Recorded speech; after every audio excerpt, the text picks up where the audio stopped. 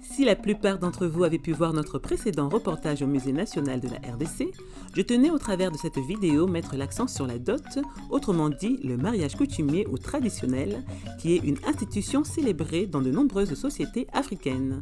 Chez plusieurs, cette pratique consiste entre autres à donner des objets ou de l'argent aux parents de la future épouse. Certaines familles feront des demandes symboliques et d'autres plus excessives, ce qui peut par la suite engendrer des difficultés pour aboutir au mariage. Alors en attendant que je puisse de nouveau être sur place, je vous invite à visionner ce petit résumé effectué par mon équipe qui se trouve à Kinshasa afin que vous puissiez avoir un aperçu de ce que nous allons vous présenter de manière plus élargie, Dieu voulant, dans les jours à venir.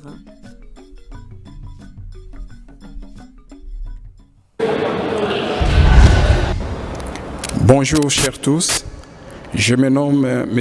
Ngabou Luonga Moza, délégué et directeur au Musée national d'Ilebo. Présentement, je suis au service éducatif à la direction générale de Mongaliema. Nous sommes ici au musée pour rechercher le sujet, notamment une thématique sur la dot. Alors, par rapport à la dot, j'aurais souhaité qu'il y ait la plus grande institution qui lie à la dot, qui serait le mariage, bien notamment. Et les ancêtres, quand bien même qu'ils ont pensé concevoir le mariage, ils ont trouvé qu'ils allaient léguer à ces mariages donc les formes. À ces formes, ils ont pensé d'abord à se construire une monnaie commune qui sera respectable, qui sera respectée par tous, qui seraient les effets du mariage, dont on parle de la dot. Ainsi, par rapport à cette dot, il y a la monnaie ancestrale qui est notamment réservée ici au musée pour édifier la plupart des publics qui viennent souvent ici visiter, qu'ils voient le merveille du passé et comment nos ancêtres avaient pensé à diriger notre société. Et quand on revient à dire par rapport au mariage, ici les ancêtres avaient pensé que c'est l'union entre deux personnes de sexe opposé, c'est-à-dire l'homme et la femme.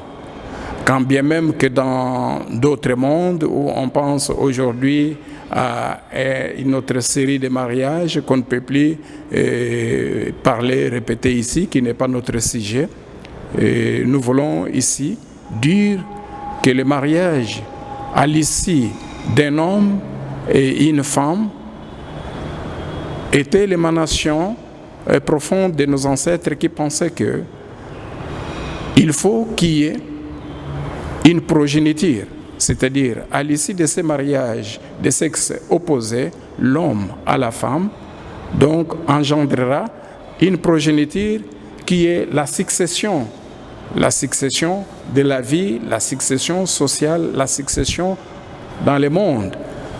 Donc c'est comme ça qu'ils ont pensé que, eu égard à cela, il faudrait normalement et notamment qu'on pense aux objets qui peuvent cérémonier, n'est-ce pas, les mariages. Enfin, pour arriver à cérémonier les mariages, ils ont pensé à une monnaie.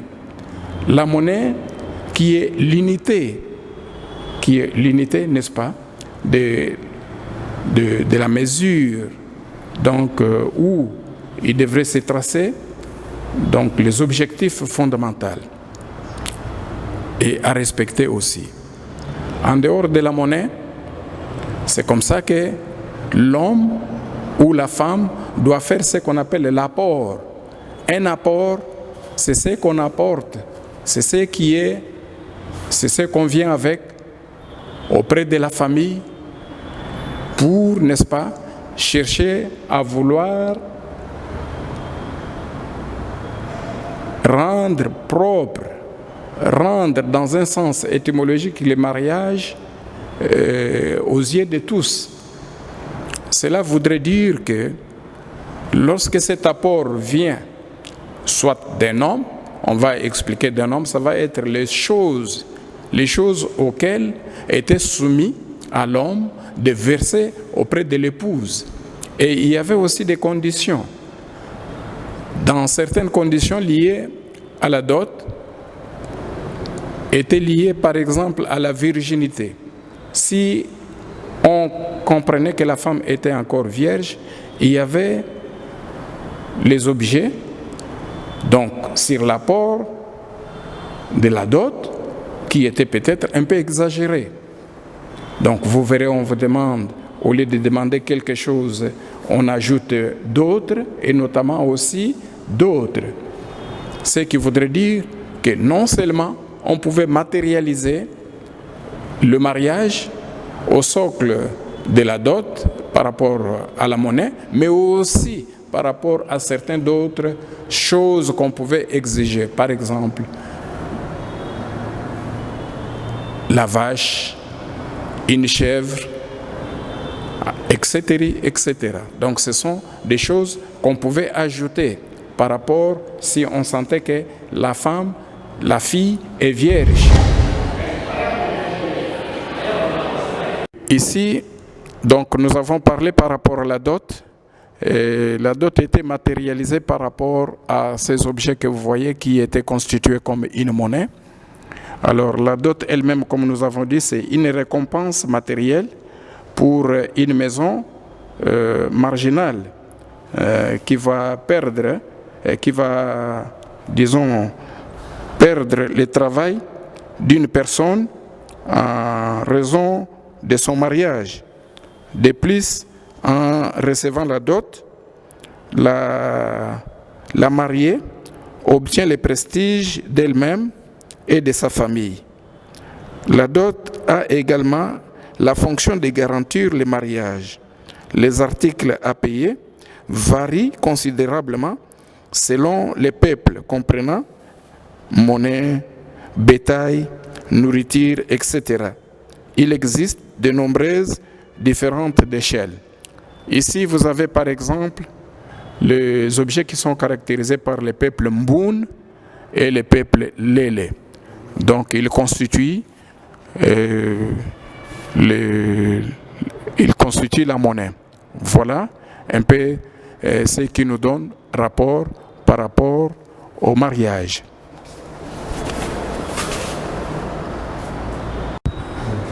Nous avons ici la monnaie topoké, donc qui a aussi beaucoup constitué largement donc sur le système de mariage.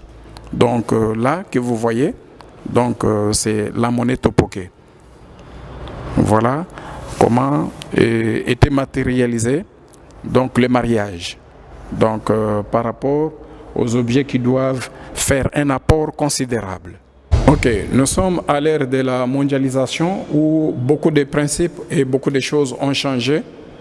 Ce qui revient à dire que la question fondamentale sur la dot relève une très grande difficulté, une impasse qui fait accessiblement difficile aux hommes de pouvoir se marier ces derniers temps. Pourquoi? Par rapport à la hausse. Les parents que nous sommes ont tout oublié par rapport aux anciens modes de vie. Donc aujourd'hui, par rapport à la pauvreté, par rapport à bon nombre de difficultés, les parents ont essayé d'exagérer la dot. Mais la dot, les parents doivent comprendre que c'est un moyen qui permet à la fille et l'homme de s'associer, de fonder un foyer, donc qui est dans les principes de base de notre tradition. Alors, nous allons demander aux parents qui exagèrent de revoir certaines normes pour permettre enfin que les jeunes gens puissent se marier. Parce que si ils arrivent à ne pas le faire, donc ça va créer une impasse qui ne permettrait plus en ce moment d'asseoir la société à bon escient.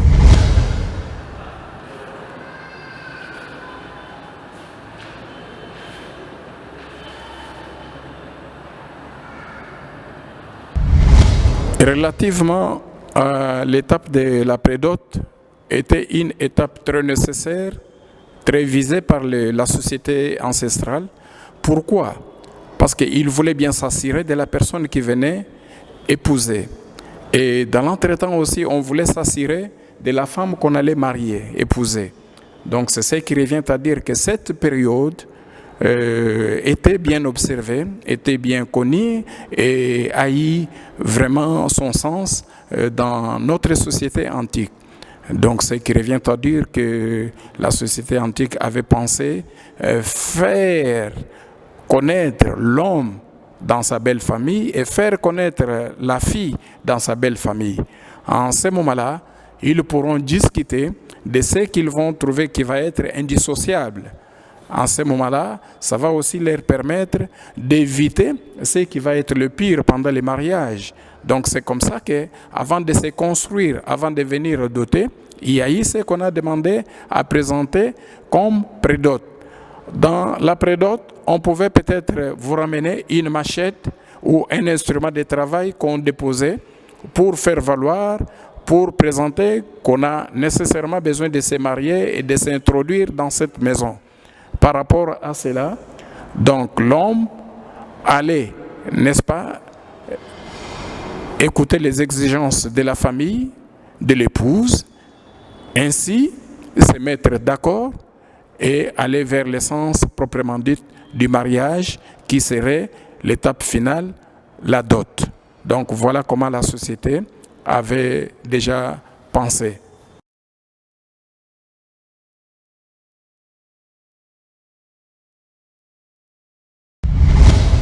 Je pense que le musée est un cadre social de grandes discussions, d'ouverture, qui permettrait à notre population de diaspora ainsi qu'habitants dans le beau et cher pays de passer, faire leur visite au musée, de rencontrer certaines réalités virtuelles, de vivre toute l'écriture que nos ancêtres nous ont laissée, donc qui est matérialisée par les arts. Donc ici, nous sommes sur le boulevard triomphal, à côté du Palais du Peuple et aussi à côté du cathédrale de l'église protestante. Donc c'est ça notre adresse qui est mieux connue et identifiée de tous. Une fois que vous êtes à Kinshasa, n'hésitez pas, dans la belle capitale de la République démocratique du Congo, où il y a plusieurs vestiges qui vous attendent, auxquels vous devez répondre et faire face à certains défis. Donc voilà, nous vous demandons, vous tous qui êtes en Europe, lorsque vous êtes à Kinshasa, ne pensez pas, n'oubliez pas, n'hésitez pas un seul instant de passer au musée pour vous recueillir de certaines informations que dégagent les œuvres d'art. Donc voilà, c'est à quoi ce musée a été construit pour vous permettre, n'est-ce pas, dans ce beau cadre, de mieux réfléchir et aussi sur vos publications et aussi sur vos recherches.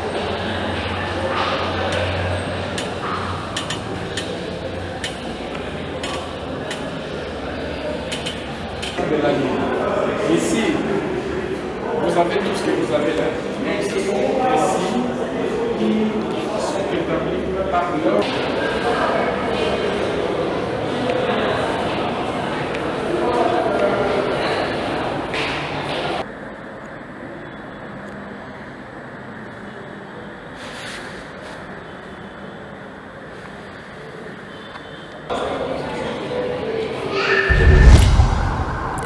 Le musée national de la République démocratique du Congo, par mon biais, dit grand merci à Madame la journaliste Safi, qui a voulu aussi faire découvrir les merveilles du musée au public.